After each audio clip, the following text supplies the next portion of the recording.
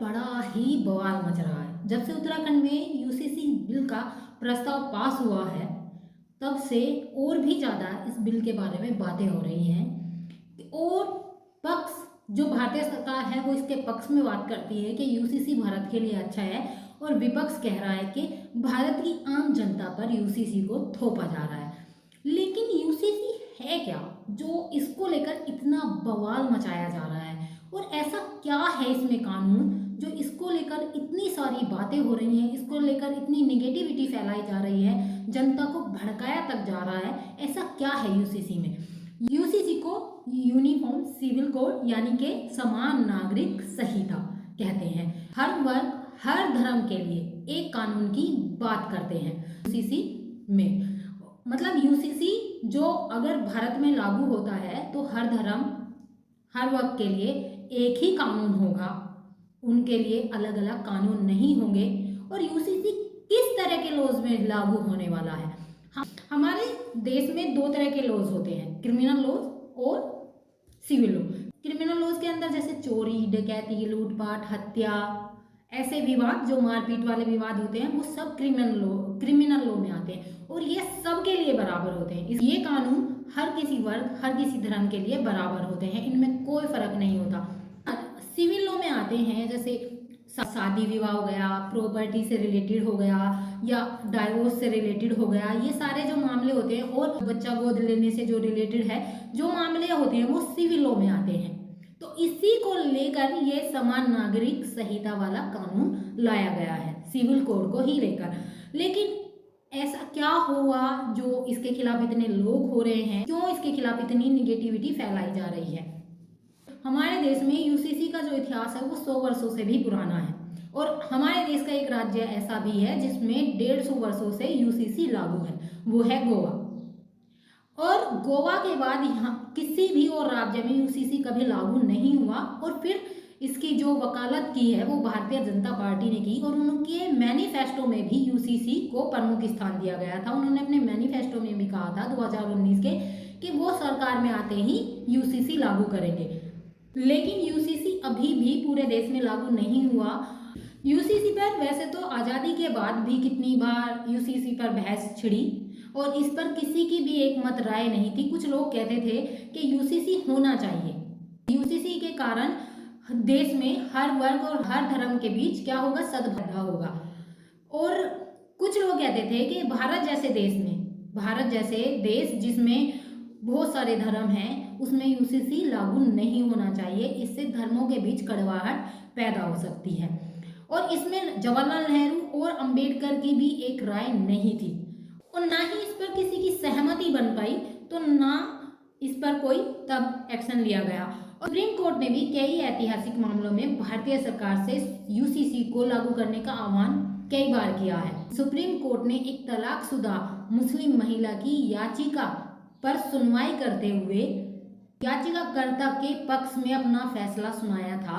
Supreme court ने किसी समुदाय के व्यक्तिगत कानूनों की बजाय भारत के सीआरपीसी को प्राथमिकता दी थी। सुप्रीम कोर्ट ने कहा था कि संविधान का अनुच्छेद 44 अब बेकार बनकर रह गया है। लेकिन तब भी सरकार यूसीसी को लागू नहीं कर पाई थी, और यूसीसी को लेकर आज भी यही संशय है कि यूसीसी लागू होगा भी या नहीं होगा, यूनिफॉर्म सिविल कोड लागू होगा भी या नहीं होगा। इसके अंदर जो अब उत्तराखंड ने यूसीसी को लेकर अपना प्रस्ताव भी पास कर दिया, और उत्तराखंड ने इसके लिए लोगों का फीडबैक भी लिया था। 2 लाख लोगों का फीडबैक भी लिया, 60,000 से ज़्यादा लोगों से बातचीत भी की, और 70 से ज़्यादा पब्लिक मीटिंग भी की। इसके बाद यूसीसी का प्रस्ताव उत्तराखंड में लाया गया और वो प्रस्तुत किया गया। इतना सब करने के बाद भी उत्तराखंड सरकार को भी कहीं ना कहीं इसका विरोध झेलना पड़ रहा है। उत्तराखंड में जो यूसीसी पास हो गया उसमें प्रमुख क्या है, फर्स्ट जो है वो है समान संपत्ति अधिकार, तब बेटे और बेटी दोनों को माँ बाप की संपत्ति में समानता का अधिकार। दूसरा, मौत के बाद जो संपत्ति मिलती है, पति या पत्नी में से किसी की भी मृत्यु हो जाती है तो उसके पति, उसकी पत्नी और उसके बच्चों को बराबर रूप से वो संपत्ति बांट दी जाएगी, बराबर रूप से उस संपत्ति का बंटवारा उनमें कर दिया जाएगा। और उसी में है ये कि अगर उस व्यक्ति के माता पिता जिंदा हैं तो उन माता पिता पिता को भी उस संपत्ति में बराबर का अधिकार मिलेगा। समान तलाक पर जो आया है, मतलब यूसीसी कहता है कि अगर दोनों पक्ष जो तलाक ले रहे हैं उनके कारण, उनके आधार एक जैसे हैं तो तलाक आसानी से हो सकता है। लेकिन अगर एक पक्ष का कारण सिर्फ एक पक्ष का है और दूसरे पक्ष का कोई भी कारण नहीं है तो उसमें तलाक नहीं दिया जाएगा। नागरिक एक समय में एक पत्नी से ही विवाह कर सकते हैं, मतलब वो एक साथ दो या तीन बीवियां नहीं रख सकते।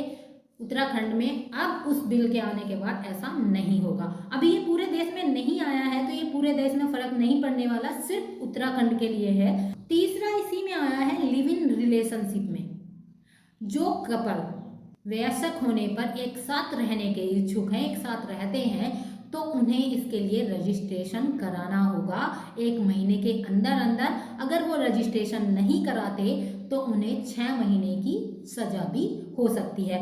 और अगर वो इस रिलेशनशिप में से बाहर जाना चाहते हैं तो उन्हें अपने नज़दीकी रजिस्ट्रार ऑफिस में जाकर इसके लिए भी एप्लीकेशन देनी पड़ेगी। तो चौथा पॉइंट है इसमें संतान की जिम्मेदारी। कपल लिव इन रिलेशनशिप में रहते हैं, इस दौरान जो बच्चा पैदा होता है जिसको हमारे समाज में नाम नहीं दिया जाता, उसको नाजायज कहकर संबोधा जाता है, उस बच्चे के लिए भी उत्तराखंड में जो आया है कि अगर लिव इन रिलेशनशिप में रहने के दौरान बच्चा पैदा होता है तो उसकी जिम्मेदारी उस कपल की होगी जो लिव इन रिलेशनशिप में रह रहा है, और दोनों को उस बच्चे को अपना नाम भी देना होगा। इससे क्या होगा कि इससे हर बच्चे को पहचान मिलेगी जिसको हमारे समाज में नाजायज कहकर संबोधा जाता है। शायद इससे क्या होगा कि इससे उस बच्चे को अपनी पहचान मिल जाएगी। तो ये सब चीज़ें उत्तराखंड में जो यूसीसी आया है, यूसीसी का प्रस्ताव जो पास हुआ है उसमें ये रखा गया है। तो अभी ये पूरे देश में तो लागू नहीं हुआ है और ये सिर्फ उत्तराखंड के लिए है। इनमें कुछ बदलाव भी हो सकते हैं, ऐसा नहीं कि सभी प्रदेश एक जैसे ही कानून लेकर आने हैं वाले हैं। जैसे लिव इन रिलेशनशिप में इसमें कोई चेंज भी हो सकता है, अलग प्रदेश अलग भी ला सकता है कुछ। ये सिर्फ उत्तराखंड के लिए है जो यूसीसी का जो बिल उन्होंने प्रस्ताव रखा है, जो प्रस्तुत किया है, उसमें ये सब लाया गया है। तो उत्तराखंड में यूसीसी का प्रस्ताव पास हो चुका है और अब ये बिल एक कानून के रूप में उत्तराखंड में आगे लागू हो सकता है जल्द ही, और पूरे भारत में भी शायद ये लागू हो जाए आने वाले वर्षों में। सुप्रीम कोर्ट ने भी इस बिल को लेकर कहा है कि इसे पूरे भारत में लागू करना चाहिए। तो मुझे तो नहीं लगता कि इसमें कोई ऐसी खामी है कि इसे पूरे भारत में लागू नहीं करना चाहिए और ये जनता पर थोपा जा रहा है। ऐसा कोई भी कानून नहीं है इसमें जो जनता पर थोपा जा रहा है। तो आप भी अपना कमेंट करके मुझे बताइए, अपनी राय बताएं, क्या यूसीसी भारत के लिए सही है या नहीं है। और प्लीज़ ये भी बताइएगा कि क्यों नहीं लगता आपको यूसीसी भारत के लिए ठीक। प्लीज़ कमेंट करके ज़रूर बताइएगा और मेरे चैनल को सब्सक्राइब करें और बेल आइकन को प्रेस करें जिससे मेरी वीडियोस की नोटिफिकेशन आपको समय समय पर मिलती रहे। चलिए मिलते हैं अपनी नेक्स्ट वीडियो में जो किसी ऐसे ही टॉपिक पर होगी, और चैनल को सब्सक्राइब जरूर कीजिएगा। आपको और भी महत्वपूर्ण जानकारियाँ इस चैनल पर मिल